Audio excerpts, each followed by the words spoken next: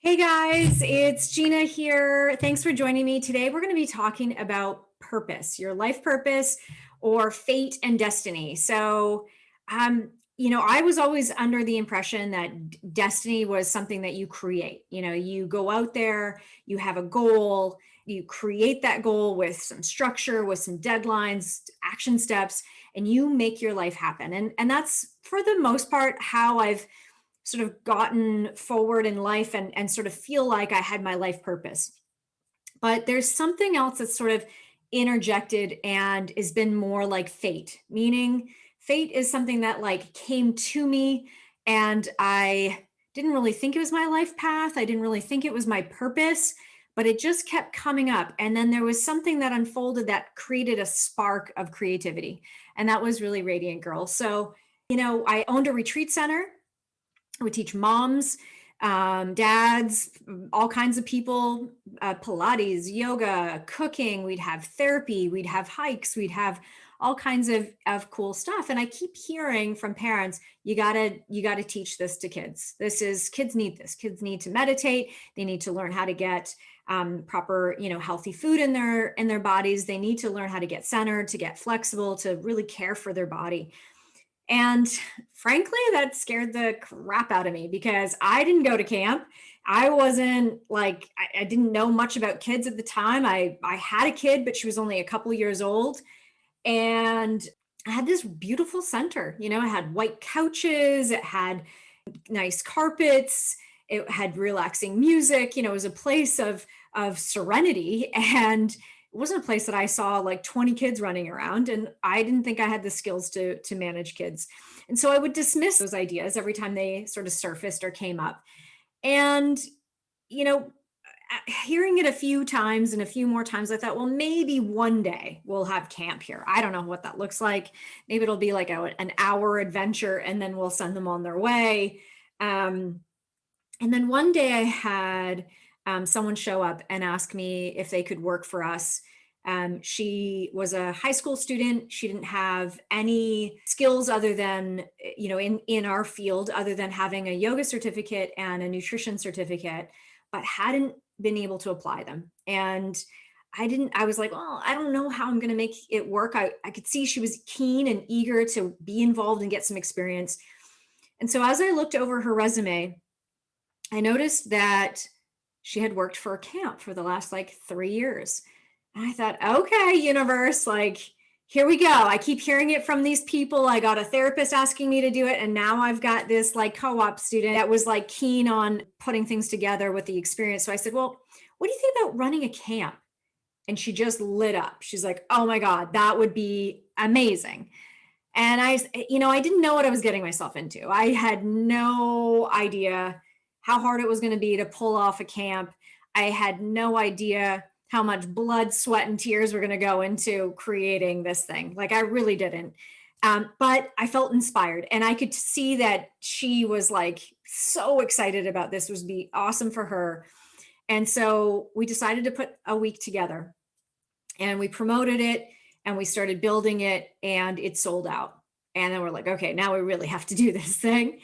And at the time, we decided we were going to teach these kids how to make some healthy food for lunch, and we didn't have a kitchen. So we had a room where we had a hot plate and a blender and a crock pot and, toaster oven, and all these kids with, knives and buckets of water because we had no kitchen.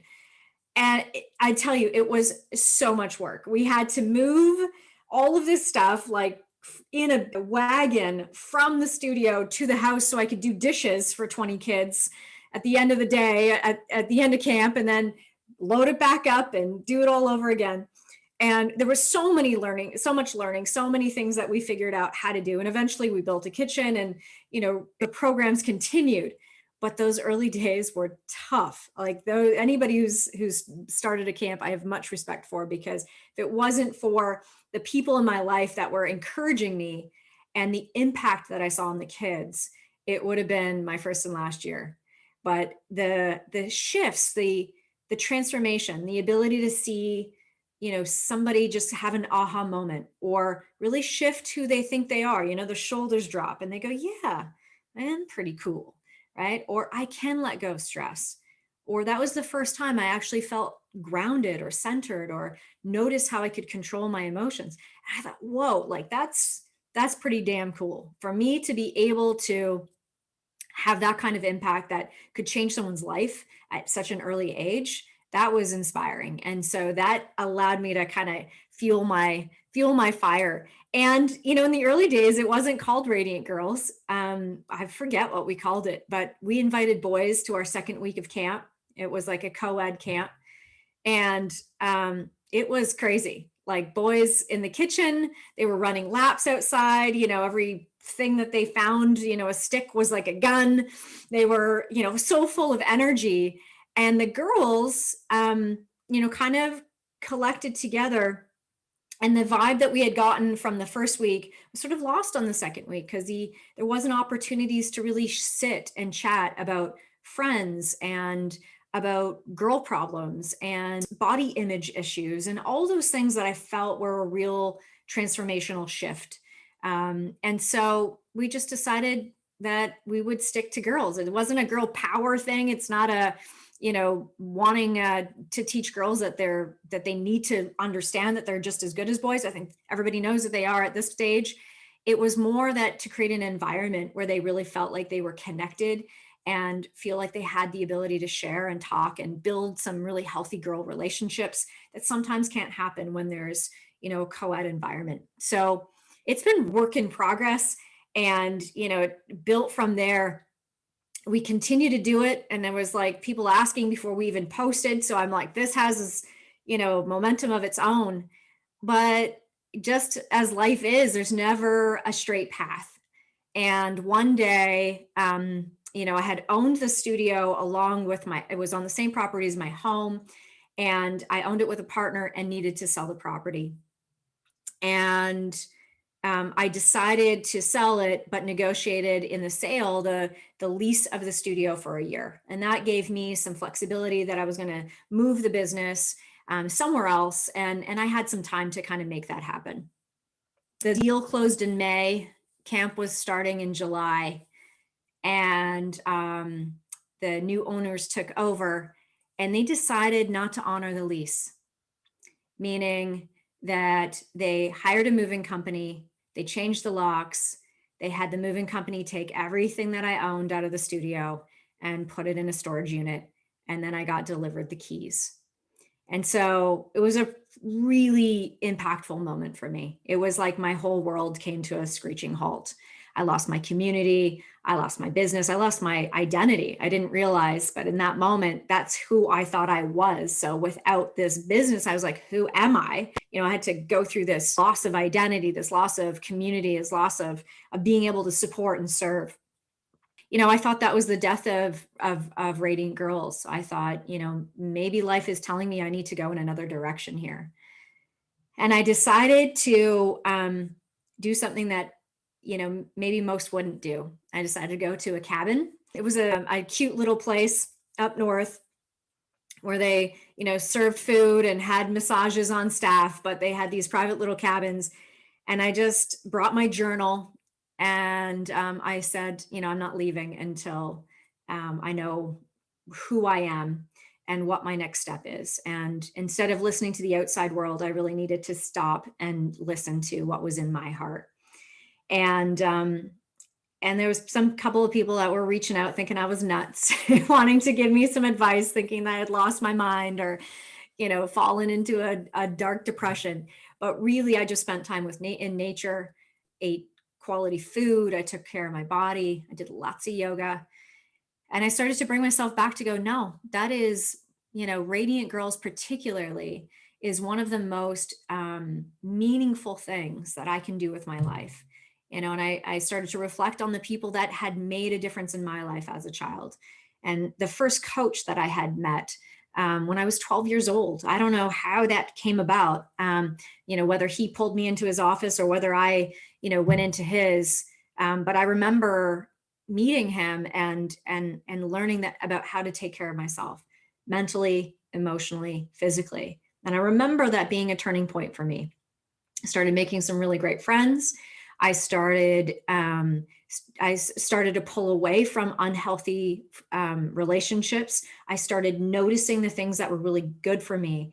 And through that process, I kept finding people that were wanting to support me, friends, moms, and some of, extended family. And then at I think it was 19 years old or 20 years old, I found my first real life coach.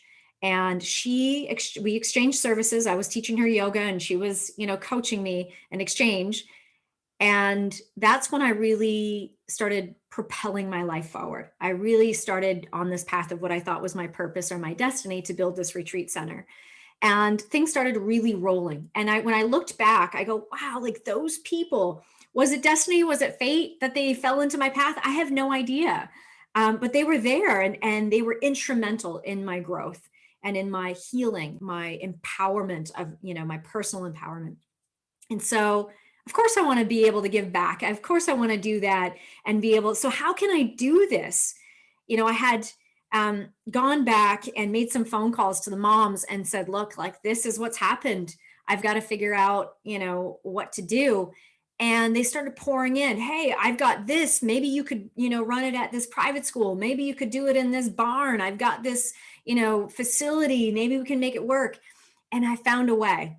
And again, it was like starting over with Radiant Girls. All my bowls and dishes and spoons and blenders and everything were in the back of my Mini Cooper. How many trips back and forth to these facilities, my art supplies and my yoga mats, and like people must have thought I was nuts. And I think I was a bit nuts because there was just so much stuff.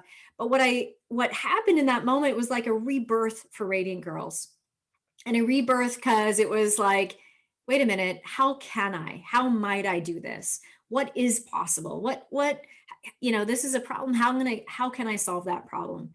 And we found a way. And then I realized that, light tin bowls are better than glass bowls, and like maybe I needed to rejig some of my equipment and make it easier on myself. And maybe I needed a slightly bigger car if I was going to continue doing this.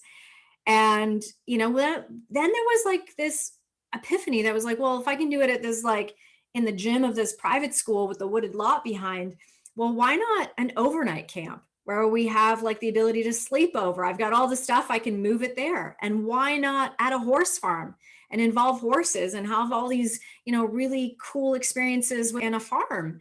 And so as this flexibility started happening, the experiences for Radiant Girls expanded. I started growing again because now I was teaching new programs and involving new experts. And it was just like, it just was reignited. It was like, oh my God, that was exactly what was needed for Radiant Girls in that moment. It wasn't something that I asked for, it wasn't something that I called in, but fate stepped in and said, nope, this is still happening, and pushed me along the path. And once again, it gained this momentum, and I thought, okay, we're on our way. We're going to be able to not only, move in multiple locations, but then I started getting requests to teach Radiant Girl stuff in Alberta, in New Jersey, in Montreal, in Ottawa. And I thought, oh my God, there's only 8 weeks of the summer. How can I possibly reach all these girls in all these places? I got to find another way, because it's not fair that only a small group of girls in my location are actually getting some of these tools and skills. So how might I? And that's when the idea to teach this mobile, Radiant Girls program to others sort of was born. And we've been, working on launching and finding that so that those that can, want to be able to support these girls can do so mentally, emotionally, and physically. And just as that is coming together, life took a side trail again, and COVID hit.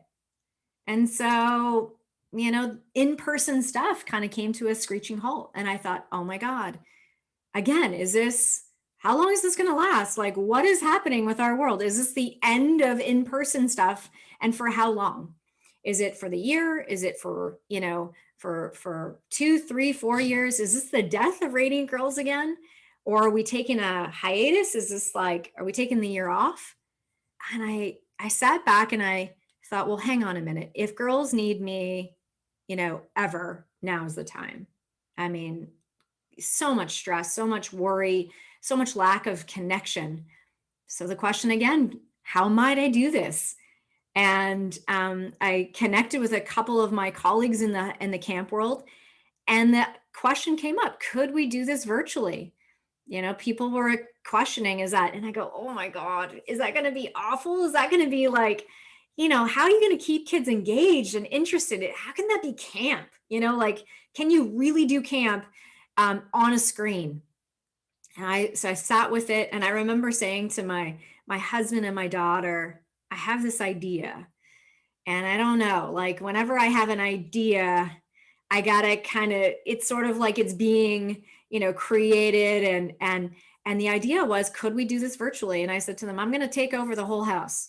Like, I'm going to put it on a cart, the screens and the cameras, and they're going to have arms so they can look down into things, and they can jump around, and we're going to have, you know, props and wheels and a yoga studio, and we're going to cook in the kitchen, and we're going to do craft in the dining room, and I'm going to wheel this cart around. And they said, you're crazy. You should just take the summer off. Like, I don't know why you're trying to create something like this, and I said, I don't know. I can't let it go. This seems like, and that was, again, it's like one of those things, like, do you listen to your heart, or do you listen to the people around you, right? Sometimes their input is important, but if you're really listening to like what you think is true for you, then when you're getting into the tough stuff, like, okay, I anticipated this wasn't going to be easy, but I'm going to keep moving. And so we ran our first virtual event. It was a spa day. We were making a facial in the kitchen. We had yoga in the living room, and a dream board in the dining room. And I had everything on the cart, and I was like rolling it around. And, when people were signing on, they were new to Zoom. They didn't know like how to log in and how to mute themselves and how to turn their camera on. And some of the moms were there trying to interject while I had, some showed up late and we're trying to like ask questions. Some were saying I was going too fast. I was going too slow. They couldn't see things. And I was like, oh my God, and I'm trying to be like calm and, centered and collected, and everything was going wrong. And I was trying to like make it, trying to get to that place where we were in the flow. And just when I think that like we got it, like things have kind of hit their stride, everyone's settled in, we've done our thing, I'm moving the cart over to the kitchen so we could start making our face mask. And I run over the cord, and it unplugs from the wall, and everything goes down. The lights, the screens, the cameras, like, except for the laptop. And the laptop had a battery, so it was still on, and my camera got switched to the FaceTime camera. And I was freaking out, like, oh my God, plug that back in, without freaking out on screen. I was just like nudging my daughter, like, and she was trying to figure things out and put it all back together. And I continued on. We finished the day all, with that simple camera on the laptop. I was lifting it up to show inside the bowl, and, all those things that I hadn't anticipated. And when it was over, I was like, oh my God, that was the hardest 2 hours of my life. Like, I was so stressed. And then the feedback came in: when can we sign up for camp? And I thought, oh my God. So what did we do? We learned from our mistakes. We did a couple more events. So I built up more experience, and, we launched camp. And I had lots of sleepless nights. I am not tech savvy. So to have all these cameras, and sometimes one wouldn't work, and sometimes the sound wouldn't work, and to figure that out, I was stressed. I was like, I just want these girls to have an incredible experience. I want them to be engaged. I want them to learn. I want them to have fun. They deserve to have fun. And somehow it came together, and we had an incredible summer. And I am so glad that I went through all the turmoil to try to make that happen. What transpired from that is Radiant Girls got to be in these locations that we had hoped that we would expand to. We had someone from Pennsylvania, someone from Montreal, someone from BC. We had someone from New York State. And, we got to see girls all over. We had, there was someone from New York that was saying, I never met Canadians before. You guys are pretty cool. And like, so these girls got an experience, a worldly experience during COVID, and got to connect and be able to have some fun. And so that allowed us to, again, like have this expansion or rebirth. When we thought that we were dying or that we were, coming to a halt, we actually grew. And now we've got these after school programs, again, with girls from all over, and we've been able to take what we've learned virtually and use it to improve our in-person stuff. And again, like to be able to launch some in-person stuff all over. So was it something that I sought out? Was it my life purpose? Was it, what I had planned? No. In fact, many times, I was sort of questioned, like, okay, maybe that's the end of, the universe's agenda. Maybe that's not, that was fun while it lasted. And I, need to take another step in another direction. But people kept coming into my world, encouraging me to serve, encouraging me to connect, to be able to give back. And it's one of the most rewarding things that I do. So I have loved that I listened to my heart. I love that I took advantage of that. And I hope that, whether you believe in fate or destiny, that you're listening, that you're paying attention, that you're really tuning in and noticing when something keeps surfacing, when someone keeps encouraging you because they see something in you that you might not quite see yet, or when your heart is saying this could be fun, and you ignore or maybe you mute that voice that says you don't know what you're doing, you have never done that before, what are you thinking? And you just say, I'll figure it out. If this, like, I'll figure it out, it's gonna be fun. And I have all these people that'll come along for the ride, and we'll figure it out together. That's what really inspires me.